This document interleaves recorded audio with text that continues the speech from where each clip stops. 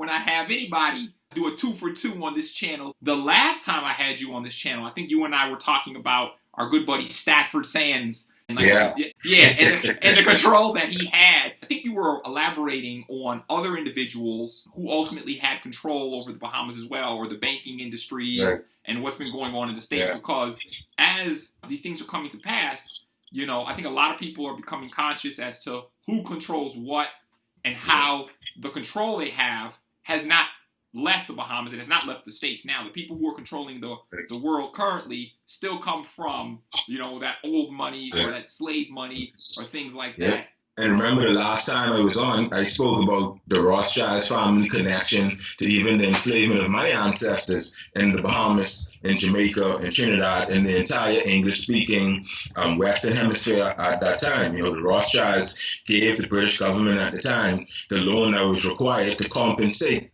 the slave master. You understand? So that is another huge boost that they got. And funnily, oddly enough, they're actually considered philanthropists for doing things like this. It's craziness, man. And so they reward you. They reward you with these philanthropist titles like Christopher Columbus. Reward you with a national holiday for murdering people, putting people in slavery, and then they honor you. Just like the majority of the presidents, the United States president. You got Andrew Jackson on the bill, and Andrew Jackson murdered, raped, killed thousands upon thousands of Native Americans and indigenous people, and so did Thomas Jefferson, and so on and so on and so on and so on. It almost seems like everybody in the Americas who did something wicked is forever immortalized in your damn face. If I pull out my $100 bill, I get a reminder of racism right here, because you're honoring the people who enslaved your ancestry and my ancestry on our dollar and on our currency. And then on the back of that, and then on the back of that, just to add light on it, it says, "In God we trust." How ironic is that, Chris? So before I even go forward, can you elaborate on? Let's start there. I mean, I don't know if you want to go down that route. Who are the Rothschilds? What did they run? What did they oversee? And then you could talk about any other of the individuals that you were mentioning before. The Rothschild family rubbed shoulders with people like Cecil John Rhodes. You understand? They were involved in imperialistic and colonialist movements of all of these times. You understand what I'm saying? And historically, they've always been on the wrong side of history, if I'm being honest. Right. And how you could always tell is when they have these foundations and they like to call themselves philanthropists.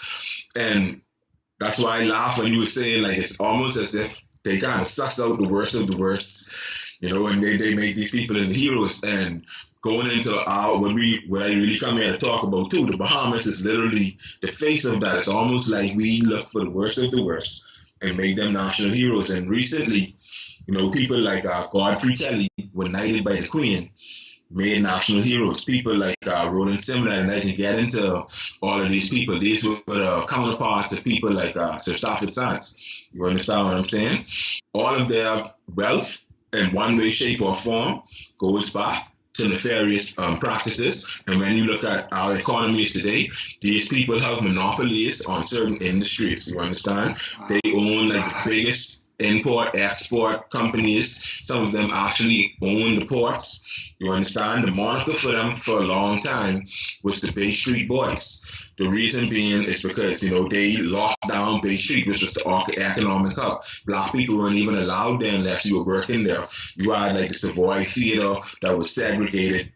And people always try to downplay this racism. You see, that's the difference. And that's the frustrating thing. People in America, the genuine and the disingenuine, but everybody now talking about race. You understand what I'm saying? Whether it's genuine or not. But it's now cool to be socially conscious if you catch my, you understand? So even if the person don't care about it, they still can give the illusion that they do. You understand? They say Black Lives Matter at the end of their presentation. And also what's like about this too, Chris, is that most of these people are profiting off of it. You go to Target right now, they're selling Black Lives Matter shirts and making money off of Black people's struggles. So it's like a business off of Black people's real pain and consciousness. Target, who is known, you know, I don't know if you're familiar with it, but they call it the Target Special, where you pretty much just go to Target and you buy all the things that a redneck would need to go in. Some Black people, you know what I mean? That's so crazy. I was walking to Target yesterday when I saw that, Chris. I couldn't believe it. I said, you making a monopoly or business out of this? Yeah, man, it's crazy, brother. Yeah. So Bay Street, as you know, that's where Pompeii Museum is. That's where the slave market actually is. And these people who are considered the Bay Street boys, you could go way back and you would still see that their families were there. So Roland Simonet is on our $50 bill. He was the richest man in the Bahamas for the majority of the 20th century. At one point, he was the longest serving premier in the British Empire in the Western Hemisphere, right? Now, he is a very polarizing figure, which he shouldn't be. The systems of racism that these guys use is severely underplayed. Now, Roland Simonet made his money during the era of Prohibition. He was a rum runner. As you would find that most of these guys got a big boost from rum running.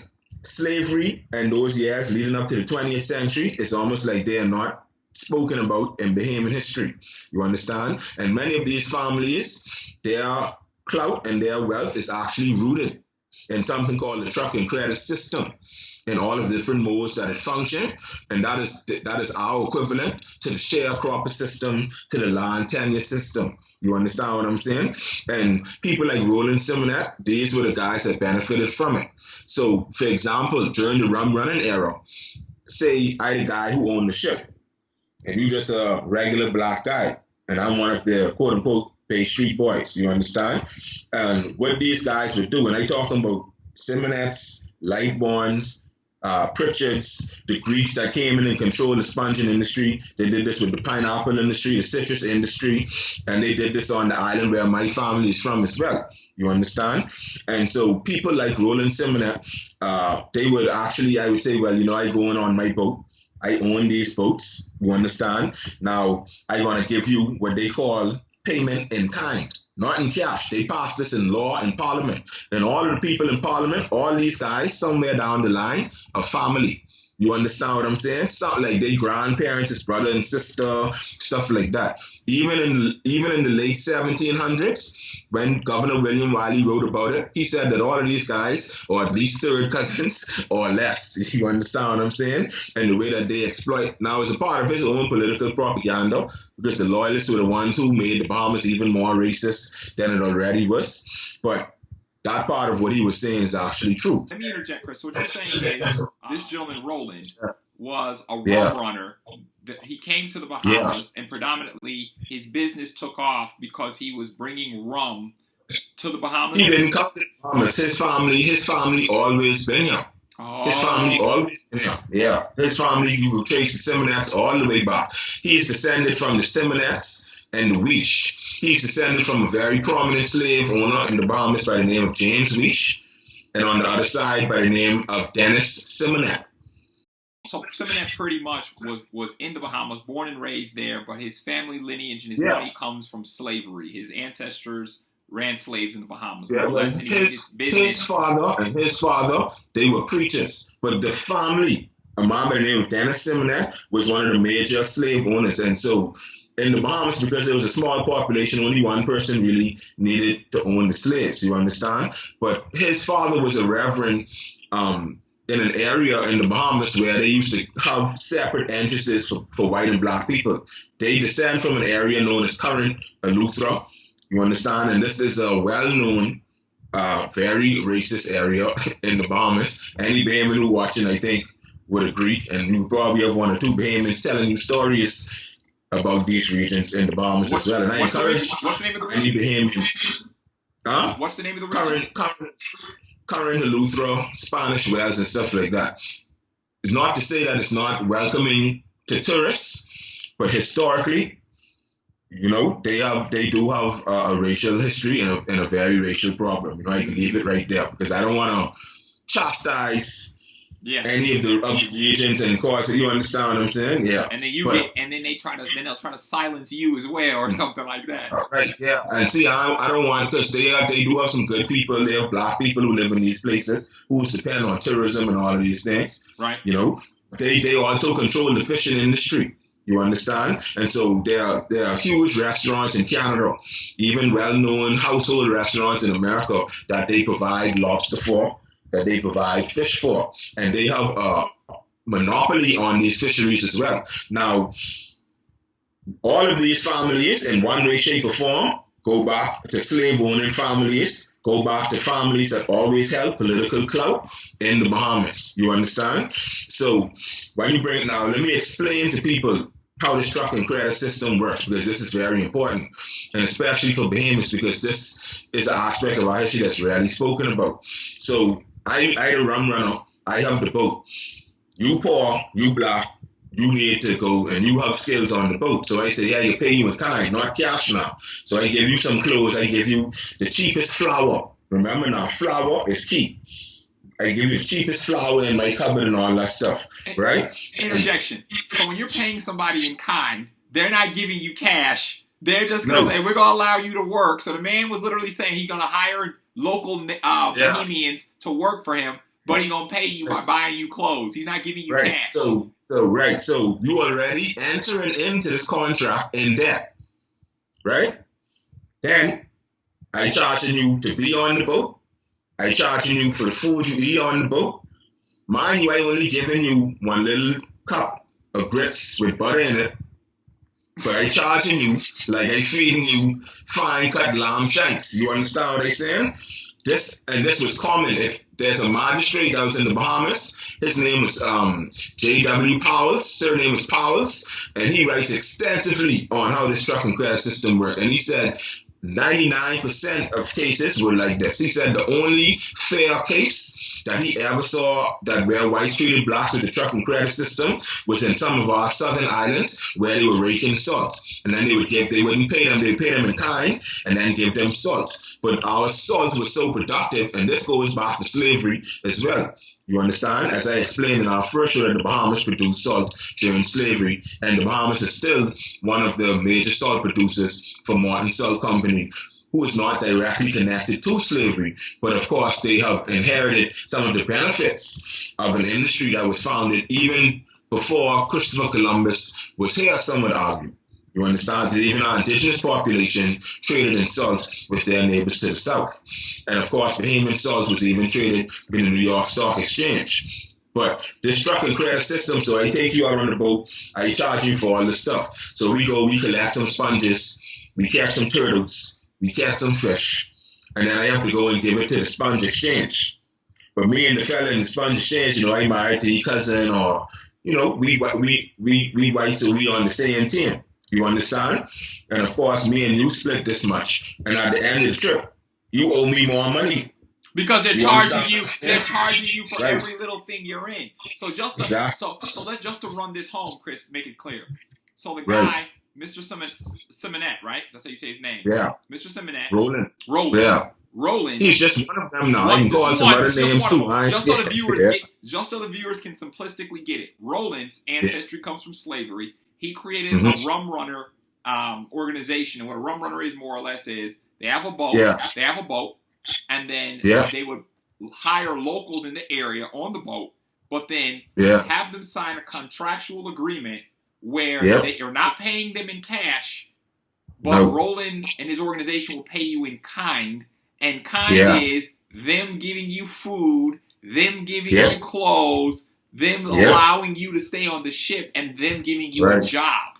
But so then you work for them under the false pretense that you think that you're going to be making a living, but in reality, by the time you're done going out on the ship, collecting sponges from the sea or turtles that's making his organization millions of dollars at the time, you end up, just to confirm this, you end up owing him more because the grits that you ate, the food and board, outweighed what he... Roland Simonette did that in rum running. So he did that within another... They created an illicit industry within an illicit industry. You understand? And Magistrate Powers even, because he spent time in Jamaica and he lived in the Bahamas, and he said that the blacks in Jamaica have much better economic treatment and much better fairness in making money than the Bahamian blacks do. You understand? And this was in the late 1800s, turned into the 20th century. You understand? So Roland Simonette himself did these practices with rum running. You understand what I'm saying? And they would keep black families in perpetual debt. So essentially it was like slave master and slave. And you have first-hand accounts of African Bahamians at that time talking about, hey, this really is slavery. Like this slavery, and you even had people at that time saying that things were better 50 years before when slavery still existed. Because it been better when you just run away and go make a life for yourself. He was like, now it's feel like they have more control over our lives. You understand? And I'm talking about abject poverty, right? Now, Roland Simonet is considered a Bahamian hero for the simple fact that in 1964, we got internal self-governance. But they only gave internal self-governance to these Bay Street boys. And then Roland Simonet was the leader of the United Bahamian Party, which was formed as a reactionary party to the Progressive Liberal Party, which was the party that took us into black rule, majority rule, independence, led by a man named Sir Lyndon Oscar Pinland. You have Milo Butler. You have Randall Fawkes, who was a part of the Labour Party, who later joined just so that they could be able to build up the numbers so that we could win that 1967 election. And you have many other names that I won't go to. But now we're talking about our undeserved heroes. Right. Now, a rum runner in Bahamian terms was people that participated in smuggling liquor to the United States during the Prohibition period. And remember, during the Prohibition period, the price of alcohol shot up.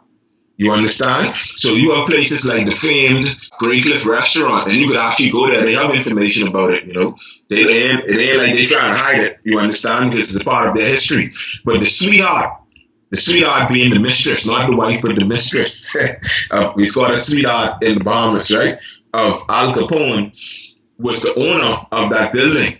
And on that same street, that's where they used to score all that Irish whiskey that they used to send up there.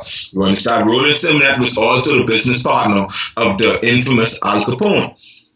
So imagine now how rich Al Capone became, and now imagine that amount of wealth right here in the Bahamas. You understand? This was a huge boost for the most nefarious of white Bahamian families at the time. You understand? And of course, like I said, Roland Simonet didn't do it alone.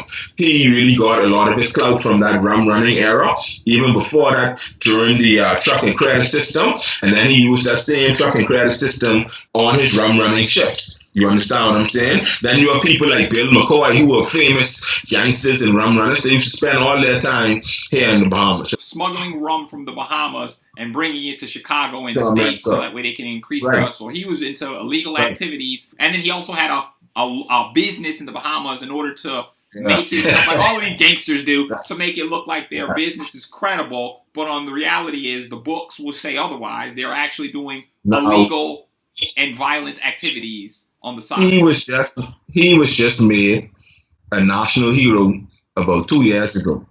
Now you know it. I had a terrible week that week, my brother. When they made him a national hero, I was mad for a week. You understand what I'm saying? I would be too. And it's absolutely ridiculous, my brother. Like, people do these mental gymnastics to find things that they did. This man also fought against majority rule, one man, one vote. Every time we had an election, they would try to cut up boundaries. So wherever the white people live, you have numerous seats, and then they would make the least amount of seats as possible where black people live. You understand what I'm saying? Then, of course, they passed laws from way back in the times of slavery up until the 1960s where you had to own property to do that. Now I coming into Harold G. Christie, who I mentioned. Harold G. Christie. Harold G. Christie, is he part of the Bay Street Boys group? Big time. Okay. He is actually, in my opinion, the most interesting one. Out of all. And of course, yeah, people like us, we got to put out our disclaimer. So this is not me judging the man based on his sexuality, but his sexuality does play an important role in my historical interpretation of the man and his role in Bahamian history. You understand what I'm saying? Now, Harold G. Christie. Remember I told you they like to pick these fellas and they like to give them the most gracious of terms. Harold G. Christie, the father of Bahamian real estate. When Harold G. Christie came around, he came from a relative to the other guys. He actually came from a relatively humble background because he came from a background of like shopkeepers and middlemen. Now these middlemen now today, who own a lot of these trading companies, the ones that supply these mega hotels and supply these big businesses with things as small as forks and cups, but it adds up to millions and millions of dollars, the ones that supply the hospitals and stuff like that. Now these middlemen are also now millionaires in their own right as well. But back then it wasn't as bad. Now, the first Christie that I recall coming to the Bahamas was with the Loyalists after the American Revolution. His name was John Christie. And he used to run one of the major markets where he sold literally dozens and dozens of slaves to different slave masters. And he's the one that made the money from pretty much letting people have the slave markets in his business. You understand what I'm saying?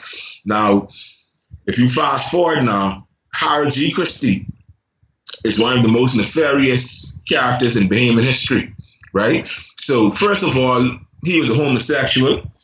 He only got married and this was at a time when, and I think this similar to J. Edgar Hoover. You know, J. Edgar Hoover was also homosexual. And again, I'm not knocking homosexuality, but at that time, how strong the stigma was, in my opinion, the psychological effect is what kind of turned them into these kind of monsters. So they weren't these monsters because they were homosexual. They were probably these monsters because they were homosexual and couldn't be homosexual. You understand what I'm saying? Right. So Harold G. Christie was in a relationship with a man by the name of Shahari Oates. Okay? And if you look at the murder, which was never solved, of Shahari Oates, Harold G. Christie was the only man who was there. You know, Shahari Oates was also, he was a Canadian business tycoon who was one of the richest men in the world at the time. And his murder in the Bahamas was one of the things that actually put the Bahamas on the map. And they like to give all of these guys this credit for putting the Bahamas on the map. Trust me, it's absolutely ridiculous, my brother. You know, so Harold G. Christie is the father of Bahamian Real Estate. He founded his company right there in 1922. What was going on in 1922? Prohibition. He was also a rum runner. You understand? And that's how he got his big boost as well. You understand what I'm saying? Now, he was the member of parliament. And that's why I can't stand Harold G. Christie. He was the member of parliament for my ancestral homeland, Cat Island. Okay, up until 1966. Which real estate company you think are the biggest landowners on the island where my ancestors come from? Harold G. Christie. Yeah, so it was inherited by his nephews and stuff like that because it was another brother. He is the guy who was like the mastermind, but for some reason I can't recall the name of the brother, but I'll give it to you in some notes or something like that when I send you the graphics and stuff like that, right? But it was one of his brothers who also founded it with him. But Harold G. Christie was older. He was the main man. That was also a bad part of it. And that was one of the reasons why people say Harry Oates was murdered, because they wanted this relationship to remain a secret. Now, one of the most important periods in Bahamian history, or I should say incidences in Bahamian history, is rarely talked about. And we call them the Valiant Three. And these were three women in Cat Island. Now, this same land, my great-grandfather, Gully Davis, actually built and dug some wells on the same land. So this is very close to home. And my great-grandparents, and even my father, who grew up in something that they used to call the gallery, where you go to school for a period of the day, and then you work on the farm for the other period of the day, so you could try and have something to do. And of course, you got to trade it with these same people in the truck and credit system. You understand? So this also ironically brought forth one of the grave errors of the Progressive Liberal Party as they came into political power. Because I don't know if you're familiar with the Haitian Revolution, right? But one of the biggest problems for the leaders of the Haitian Revolution, even though they were successful because their production actually increased for a while, you understand? But one of their biggest problems was getting people to do the same type, what they saw, I should say, as the same types of jobs that they were doing in slavery. You understand? So like that in the Bahamas, even though it's on a much lesser scale, it was very difficult to convince people to go back to growing pineapples, to these things that we're seeing as behind us now. Now we could go to school. You understand what I'm saying? And we lost the importance of these industries. And also people like Lyndon Oscar Pendleton, Randall Fawkes, they were fully aware of how the Bay Street Boys, the United Bahamian Party, used these industries which they have monopolies over in order to keep us oppressed, in order to disenfranchise us. Bahamians don't realize how this 100-year or so period has contributed to the mass disenfranchisement of Black Bahamians. And that is why the standard of life for white Bahamians and white people in general in the Bahamas is vastly different than that of the Black Bahamian. Vastly different. And let me interject right here, Chris. How did Harold J. Christie gain prominence? Like, how did he get money? He doesn't come from slave ancestry. So how did he get the money in order to monopolize and control all of this? They did own slaves indirectly. And then remember, they used to control the market. So when you look at all of his ancestry, they were always shopkeepers. I have a graph of them I'm going to send you. And I'll actually read it. Let me pull it up. I'll read it right now. And this is on Harold J. This is on Harold J. Christie, right? And his ancestry. Yeah, this is from a newspaper called the Bahama Gazette. It was founded by a man named John Wells, who was a loyalist, who moved to the Bahamas, also a slave owner, who moved to the Bahamas in 1783 and founded the Bahamas' first official newspaper known as the Bahama Gazette. And so this is just an ad from that newspaper.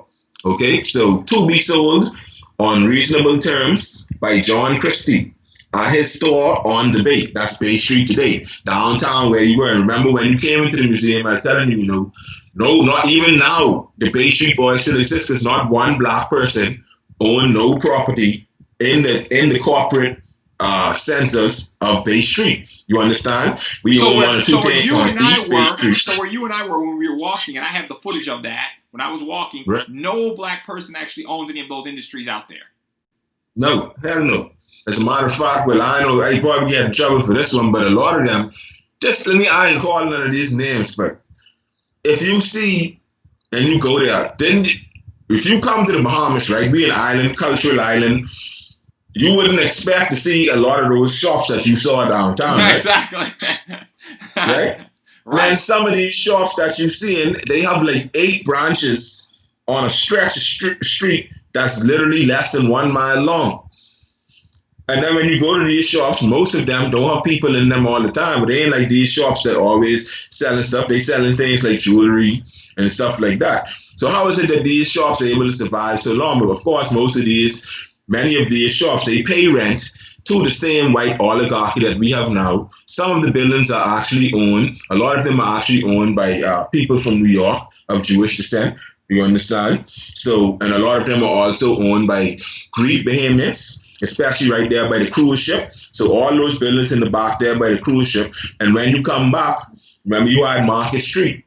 And all these businesses, for some reason, all the little small businesses where we used to sell our traditional straw and stuff, all of them closing down now, brother. You understand? Wow. So it's really strange to me. Well, it's not strange because I know what's happening. Yeah, but you and I know the truth. Yeah. And so if you talk about real estate, though Graham is there, though Baker is there, the real one is Harold G. Christie. And all of them benefited from all of the dirt that he was doing. Because Harold G. Christie owned the real estate and the land, and he gave them the land that where they can open up their their shops and they can monopolize in the Bahamas. Correct? Right. Well, that and he sells it via real estate. So even if you go on the website, you will see where they have entire islands in the Bahamas for sale. Entire islands right there on the website. And rum running was when the Christies got their real boost. So it's not like other families who you could have seen that wealth and that political clout long before. Like they said, the Christies clout before that, the white Christies, is they were shopkeepers. They were more like middlemen. You understand? They were a part of the white elite racist class, but they were more like middlemen. And as I said, the first in the 1780s, you have John Christie, who ran the shop, and they used to even sell slaves out of there and take commission for other people that used their business space for the selling of slaves. Okay, so they were like well off at that up until then. Now, when they got uber rich was during the rum running period. So which is essentially during American Prohibition, the same thing, you understand? And then he got rich. After that, in 1922, right, during that, he set up a real estate company. So, of course, they would have bought a lot of real estate. right? And technically speaking, they will tell you that that's what they did. And on their website, they talk about him and his quote-unquote beloved family islands. But of course, first of all, you have the truck and credit system where you in debt. And one of the things you would put up for that debt is the land. Much of this land is land that was passed down through generations through slavery. You understand? To protect that, that is why the Progressive Liberal Party established something called, what I told you about, called generation property. You understand what I'm saying? Where they said, okay, if you were enslaved and your ancestors enslaved on a certain parcel of land, you and your family have rights to use that parcel of land. And no one can take it from you unless you all decide to sell it. You understand? Now, Harold G. Christie and them, they would buy land from people for a year's supply of flour. Remember now, through these truck and credit systems, they did the same thing with like fruits and vegetables. And they would also use what you call a land tenure system, where you would be stuck on this land or working their land, and you get to quote unquote, just like sharecropping, you get to quote unquote live on their land for free. You working and you picking all their fruits and you farming for them, but at the end of every year, somehow you owe them money. And this debt wasn't canceled or anything like that. This debt was always there. You understand? So your children and everybody, they stuck and they attached to this family. You understand what I'm saying? I have met Bahamian families who brag about how nice these Bay Street boys are, not knowing that their own family was caught up with that family through the truck and credit system. Wow. You understand what I'm saying? Similar to Vice has a documentary called The Slavery Detective, where right now in this moment in time, you could go to Mississippi, you could go to certain states in the American South, and you could meet people that are still living on the land of the white people that their ancestors were enslaved to, and still working out jobs. There was an African-American gentleman who was talking about it, and they went to speak with the family, and the family's like, he's not a slave here, he's okay, and he was living in the shed in the back. There's a strong sister, she's a historian, boy lover, and they call it the Slavery Detective. Yes. You understand what I'm saying? And she's the one that goes around, and it's absolutely heart-wrenching, but it shows you how deep it is. Now in the Bahamas, that was almost everywhere. People attached to these lands where they stuck on these lands where their ancestors were enslaved. You understand what I'm saying? And Harold G. Christie went around, and the little that people had, which was land, he even took that from them. How did he take the land, Chris? He went to the land, so these people were living on the land. He went most blacks at that time could not read. The truck and credit system and that system of debt also incorporated child slavery.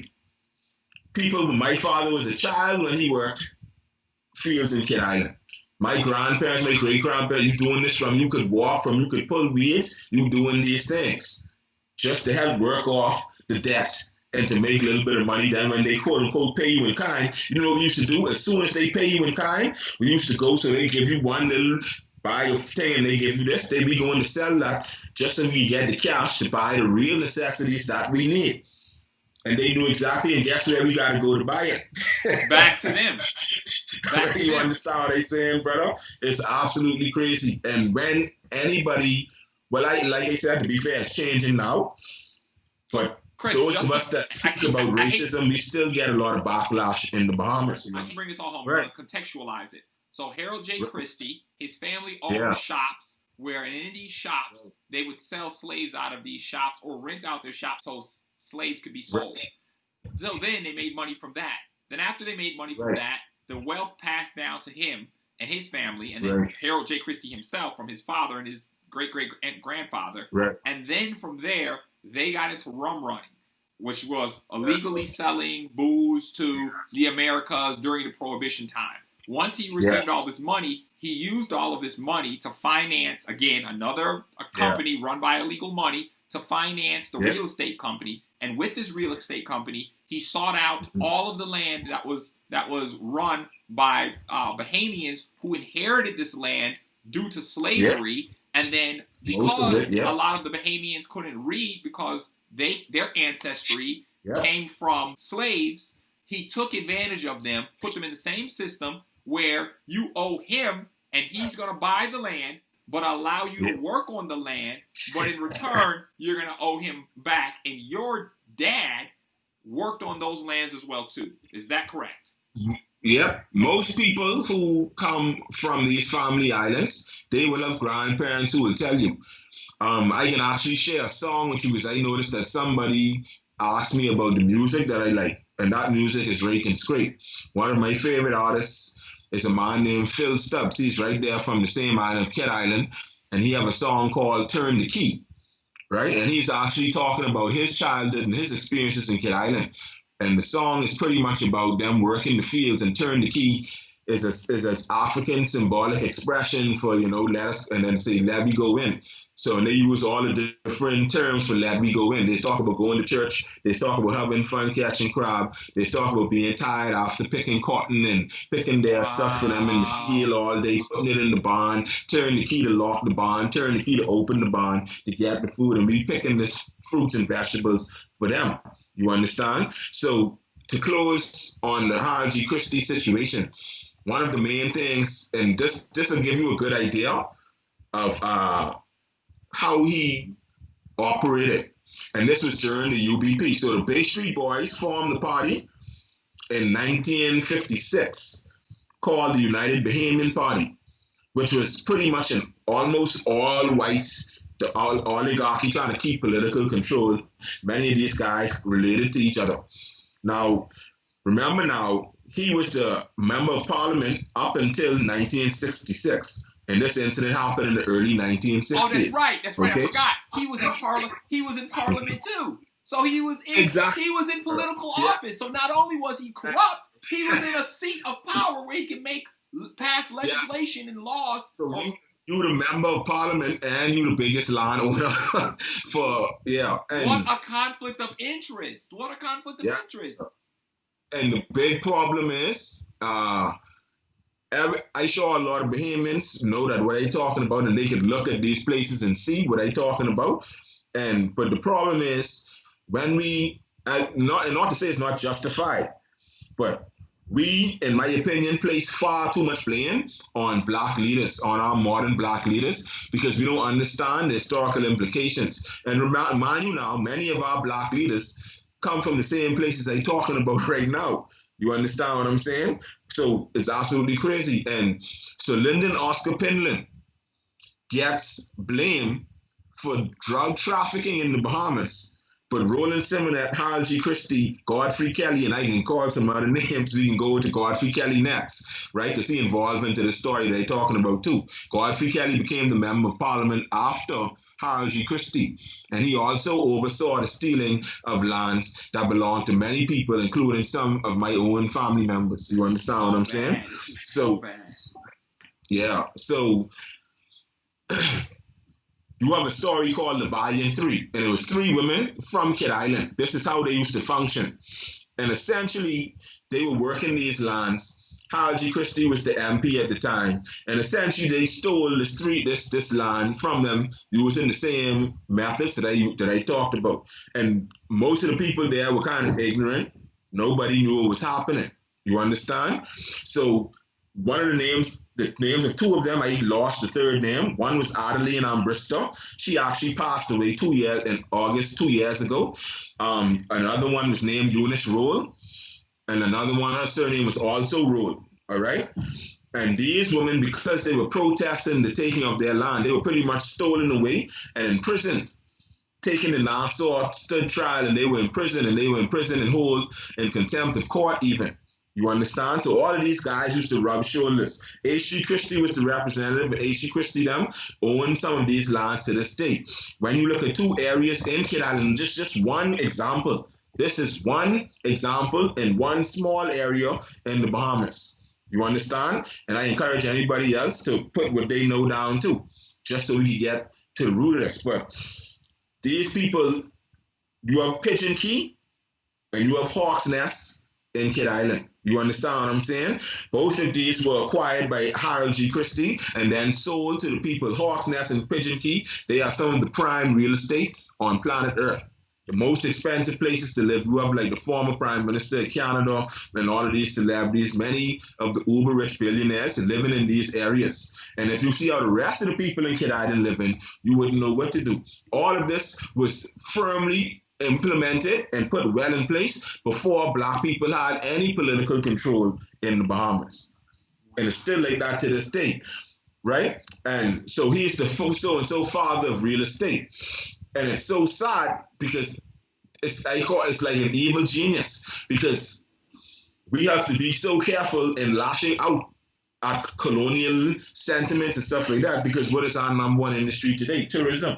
Right. And it was firmly set up, as I mentioned before, by Stafford Sands. Okay? Remember, Stafford Sands' mentor was a man named Hajiman Schatz, who was one of Hitler's propaganda ministers, and he was also the Minister of Economics for a few years during the Third Reich, aka the Nazi Party in Germany. If you go to Stafford Sands' Wikipedia page, you will see the picture with them two right there. And they the ones that set up our tourism industry. He gave and made business deals with people like Harry Oakes, Wallace Groves, all of these white men who pretty much owned entire islands for themselves. You know, I'm talking about the second city, but that they call Freeport. And these men made deals. Now, Stafford Sands, they call him the father of Bahamian tourism.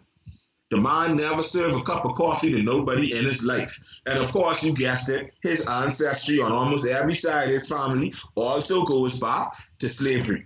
And when you look far enough back, when you go back 3-4 generations, you find out that all these men related down the line. All of them.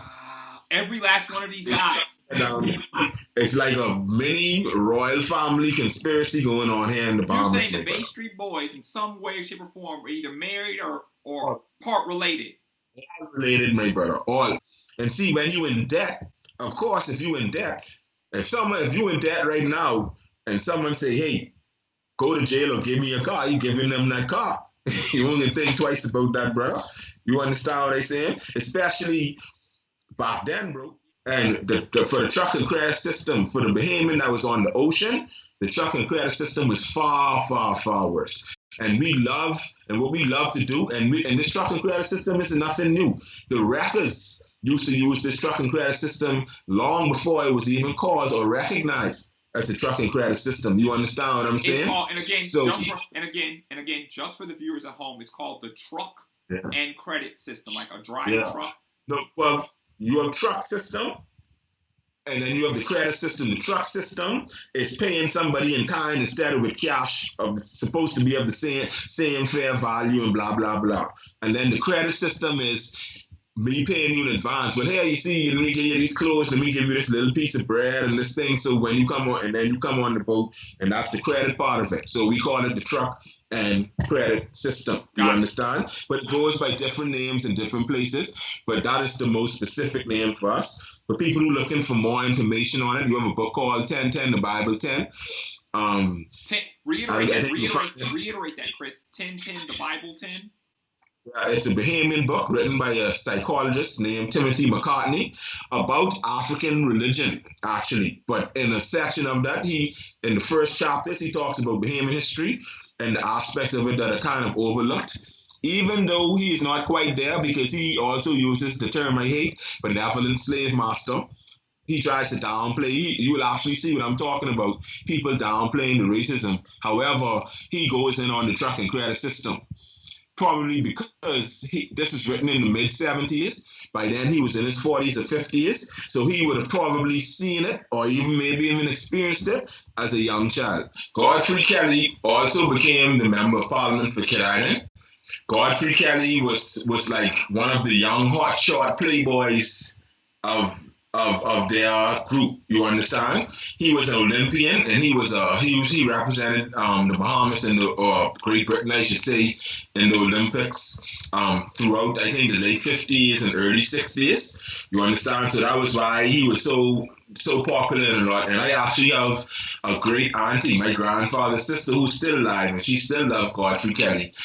And unfortunately, Godfrey Kelly is now still alive as well. And I think he's like 91 or something like that now. Now, Godfrey Kelly was one of the worst as well, who oversaw the theft of real estate, similar to Harold G. Christie. But the Kelly family, their money is really linked up through import and export and the ownership of ports as well.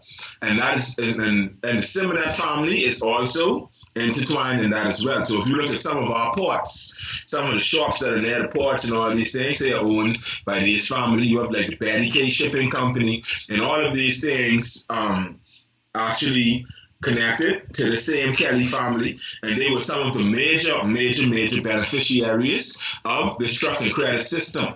What they love to do, especially many of the Greek families, they love to twist the story around, and they, oh, well, look, my family is one of those that gave the black people jobs and all this stuff, just so they can, vindicate themselves and downplay this racism. And ironically, you still have institutions and places that are owned by some of these families that still have racist tendencies, particularly a nightclub. I don't know if it's still there because I don't go there, but there's a nightclub they used to call Bamboo, right there where the cruise ships are, and straight up, unless they know you personally, unless you look a certain way, they don't generally let any and every black Bahamian in there. Wow. And that's the truth. You understand, brother? And these are the same families that own these things, and their version of the story that they get is that they actually helped us. They are taught that these Greek people came here and actually fixed the sponging industry and brought new techniques of sponging to the Bahamas and all this stuff, not knowing that these guys came right here and they met the trucking credit system here, and then they ended up using it, and their ancestors still benefit to the states. They are also some of the major owners of buildings on Bay Street. These buildings easily acquire you like, $10,000 a month, $20,000 a month. The biggest ones, I couldn't even tell you how much, but I would argue even more, Chris, because you got tourists like myself coming in there and spending money back to back. Tourism right, at its exactly, all-time high. Yeah. If I'm coming in there spending money, because when I was in there, and you would, if you with your girlfriend or your boyfriend, they're gonna make you spend. You know what I'm saying? So you're gonna be going into your stores. You know what I'm saying? Because if you're going to buy something at that resort, the resort is going to jack you up. So people are going to try to go off of the resort and go to Bay Street where I met you, and then you're going to still spend. So the money they're making off of tourism is astronomical. And then what you're saying is they put a Bahamian or a black person as the face of the company that's going to greet you. But in reality, they don't own the store. It's them who owns the store. Correct? Right. So Godfrey Kelly was just knighted by the Queen. Wow. Notice now. Yeah. And Godfrey Kelly, his response to it was, you could actually Google, it's right there. He was like, his attitude was, well, it's about time. I don't know what the hell took you on so long. That was his attitude, you understand? Like, the level, bro, it's absolutely sickening. I laugh, but it's absolutely sickening, dog. For me, it's quite infuriating. And you know somebody right now, you said, who actually likes him. They actually like this guy. Exactly, bro. Like, but if you would have a conversation with my auntie, you would actually literally see exactly how they used to exploit, because she would tell me stories about when it's time to campaign and Christmas time, how they would come there and they would keep these people in utter desperation and abject poverty, and that is why their companies were able to buy mass parcels of land from people for bags of flour. Like, you have that on record, people selling acres of land for like a year's supply of flour. You understand? And one of the most popular dishes in the Family Islands, particularly Cat Island where I'm from, is flour cake. I see, and I've seen they got rum cake too as well down there as well. Let me get this straight. It's because he owned all of the import-export of like the flour and stuff, so he would purposely prohibit people. He would purposely prohibit the exportation or where the food would go to certain Bahamians in the area, so that these people could not eat and they were starving. And then he would say, well, I'll give you food and I'll bring you guys food, but give me X amount of acres of your land and we'll give you a bag of flour. And in every case, these guys still have businesses right now. You could go to these businesses' websites. You could look at the history of their business. And in every case, they try to betray what these guys were doing. It's philanthropy. It's absolutely disgusting, Absolutely disgusting. And you could go, and this is something that has touched almost every Bahamian family. Almost every Bahamian family could tell you some story somewhere down the line. But let me rephrase, even white ones, where they can tell you how some of these guys took land from them, my brother. You understand? And you even have, to be honest, incidences where you have white Bahamians who were shunned by them for marrying black people, brother. You understand? And so that's why some of them get frustrated too, because they feel like, oh, well, I'm not a part of those, and like it's lit, but you could tell. And then you have like white flight, just like you have in the United States. So for example, we have an area that we still to this day, we call it White Grove. We call it the White Grove because white people live there. But now mostly black people live there because as the black people start moving in, all the white people leave. They built Coral Harbor, another neighborhood supposed to be nice for white people. And then when the black people move in, the white people leave. Most white people on this island live in gated communities. Even if they don't have big mansions, they still gated.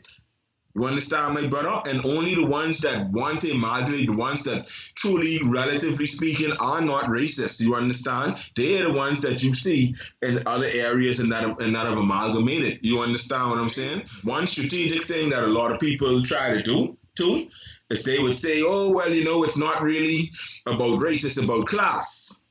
You understand? It's just as a class thing. But, obviously, the system is a racial system that is set up for the wealthy to benefit. If you take 10 black Bahamians and 10 white Bahamians, you can even probably do it in America. And it's more likely that those white people will have a better standard of living than those black people. That is still our reality on a global scale and in most geographical spaces or different countries that you go to. You understand? So people don't even understand how systematic it is, and people believe, at least in the Bahamas I speak to, people think that racism is that overt hatred of another race. You understand what I'm saying? And people refuse to acknowledge these things.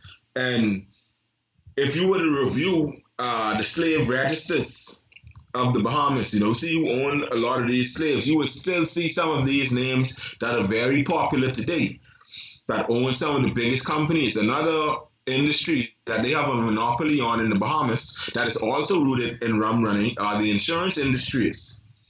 You understand? So they have a wall in the Bahamas that's still standing, but it has 3 breaks in it now. It's called Collins Wall. And it's between an area known as Palmdale and Centerville and another area known as Mason's Addition. Mason Addition is where the poor blacks live. Many liberated Africans and freed slaves lived in these areas way back in the day. And, in the rum running period, this wall is when this wall was built. The wall doesn't date back to slavery, as a lot of people think. And it's arguable as to why Mr. Collins, who was the rum runner, I think his first name was James, but Collins, and then you have Collins Avenue, which is another main street there in the Bahamas. This guy was one of the biggest rum runners, and he built that wall. And there was also an eastern wall that runs along a hill called Hawkins Hill that's not known about, but it was also there. So he enclosed all this property. And his house was actually where the old Ministry of Education building was. And it's actually the headquarters of the current place of my day job. You understand? Right. On that same property. You understand? This huge yellow and white building where Ministry of Education used to be. So you have an insurance company called Colina. You have another one called J.S. Johnson. When you look at, you could type in the 1962 election. You understand what I'm saying? And you could look at the people in the who's who, and you could still see that these companies are there and that they exist. They are still white-owned, and they still hold monopolies on these industries, and they are all connected politically and through family ties. You understand what I'm saying? Are any of them run by the Bay Street Boys? Huh? Are any of these insurance companies run by the Bay Street Boys? Yeah. J.S. Johnson was founded during that era as well. J.S. Johnson is one of the massive ones. Another massive insurance company, these are multi-million dollar companies. You understand what I'm saying? In our economy and in our size, that's quite massive. You understand? Right. Then you have J.S. Johnson is one family. That's the same family as the Higgs and Johnson law firm. That's a family from Eleuthera, who have also always been members of Parliament in the Bahamas. Their families have been members of Parliament in the Bahamas since the Bahamas was the Bahamas. You understand what I'm saying?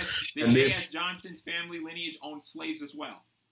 Yes, J.S. Johnson, they actually had a revolt on their plantation in, I believe it was 1833, because the slaves said they were not properly clothed and not properly fed. So J.S. Johnson was a slave owner, owned a plantation. The plantation had a revolt. And he also, his descendants, J.S. Johnson is descended from. J.S. Johnson's, his family lineage had slaves. Their family, right. They used that slave money. They used that slave money just to contextualize this again. I'm doing a repeat, a synopsis of everybody we talked about, so that way people can get an idea. Yeah. J.S. Johnson's family lineage owned slaves in the Bahamas. They had a revolt.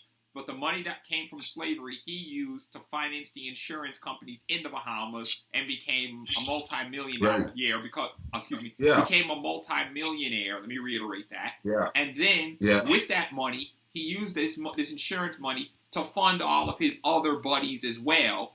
Every one of the other Bay Street boys as well. So that way they can use insurance on their boating or whatever. Exactly, and in return, they used nepotism, and they maybe gave him some land too, because one of them owned real estate, or maybe they gave him a boat. So they all were each of these Bay Street boys, I'm starting to get the picture. The pieces of the puzzle are starting to come together, Chris. Each of these Bay Street boys were in positions of power to strengthen their stronghold. Now, you want to hear something scary? The son of Roland Simonette, Brent Simonette, is still in politics. What? The other son of a prominent Bay Street boy, Lightborn. And Lightborn was one of the major rum runners, and he was one of the major proprietors of sponging and the industry. And then you also have Asa Pritchard. Okay? Now, Asa Pritchard is another massive trading company in the Bahamas. And Asa Pritchard was mostly involved in the sponging industry, which is one of the most brutal of the trucking credit system. And now these guys are mega rich people controlling imports and exports, and even the big black-owned businesses have to buy a lot of stuff from them. Restaurants and all of these things have to buy stuff from them. Asa Pritchard, what did he run, and what was his lineage, Chris? Asa Pritchard, the Pritchards should be familiar to a lot of Americans, actually. Now, the Pritchard family that came to the Bahamas are the same Pritchard family from South Carolina who came here after the American Revolution, and they owned one of the biggest shipyards. You see, right?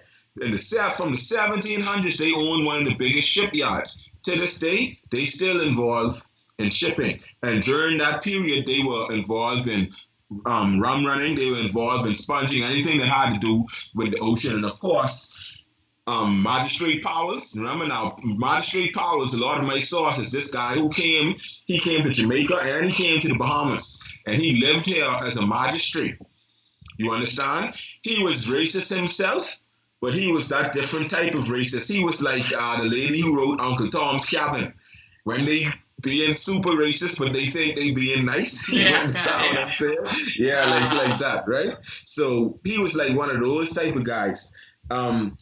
But he wrote extensively about the realities of life for black people in the Bahamas, right? And he specifically calls out people like Pritchard. He specifically calls out people like Lightborn. He specifically calls out these people, you understand? And he was rubbing shoulders with a few black people, and he quotes things that black people were saying. Like I said, you had black people living at the time during these families when they were really tightening that vice grip during the colonial and imperial period. They were also serving as the liaisons to the British government. And many of them, like Stafford Sands, were also Nazi sympathizers. So remember now, I don't know if you know who the Duke of Windsor is. He is another guy who they love to put on a pedestal in Bahamian history.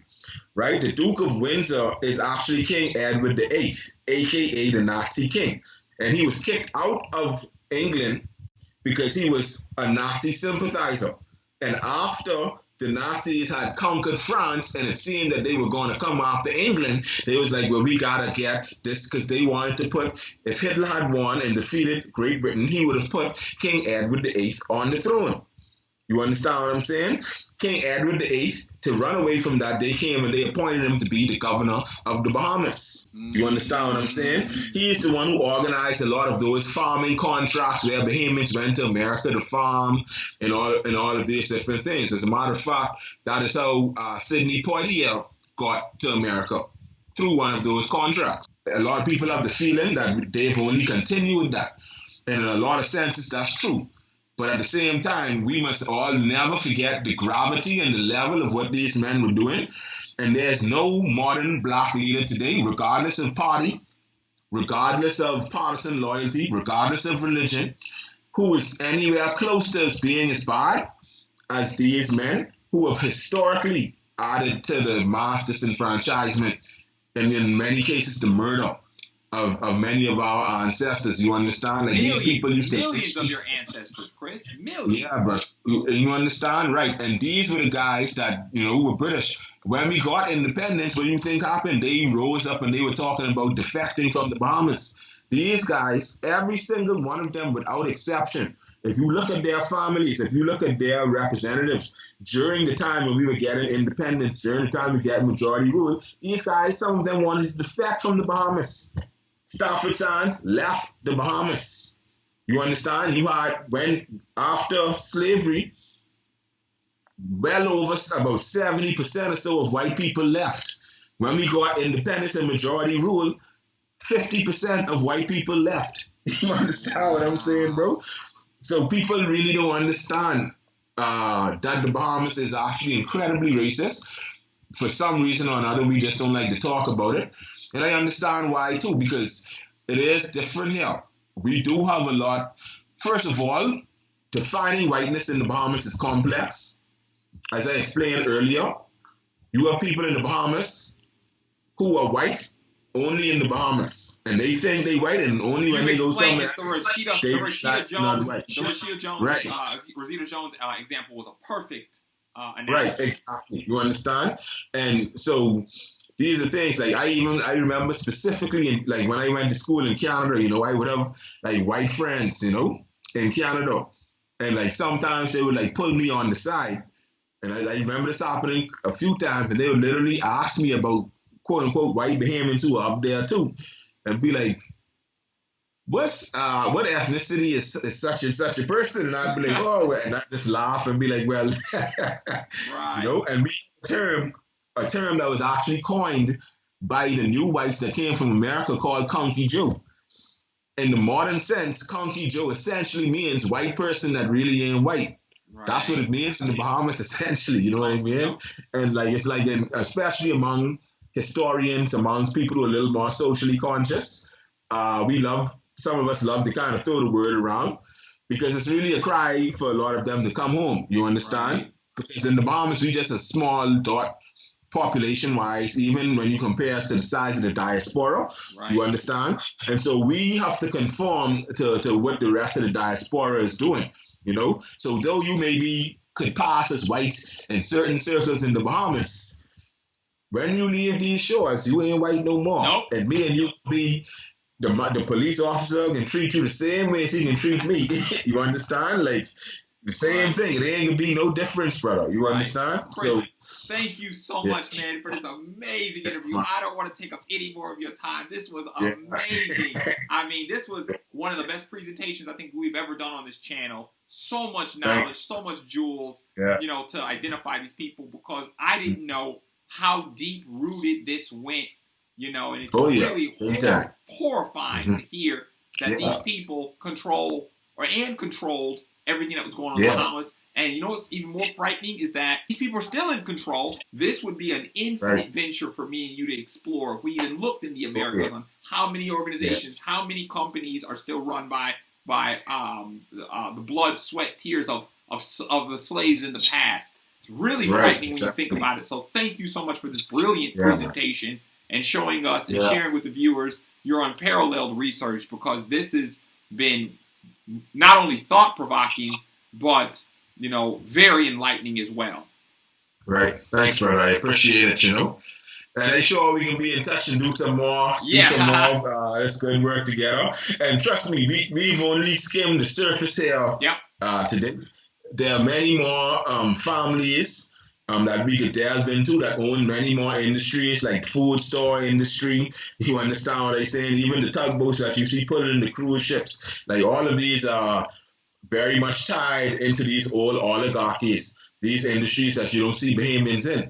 And when you look at it too, remember now, you also have black Bahamians that possess these same last names. Right. And what do you think the relationship between us and them is? You understand what I'm saying? What do you think the relationship is between the black light bonds and the white light bonds? Right. What's the relationship between the white Simonettes and the black Simonettes? We know what it is. Right. But they also control our newspapers. They control our printing presses for a long time. So when you control all of these things, you control the information. And this is why they've been so successful in keeping that control. And they've also suppressed, like, you know, black newspapers that we tried to bring out and all of these things, you know. And so we can elaborate on it some more. Yeah.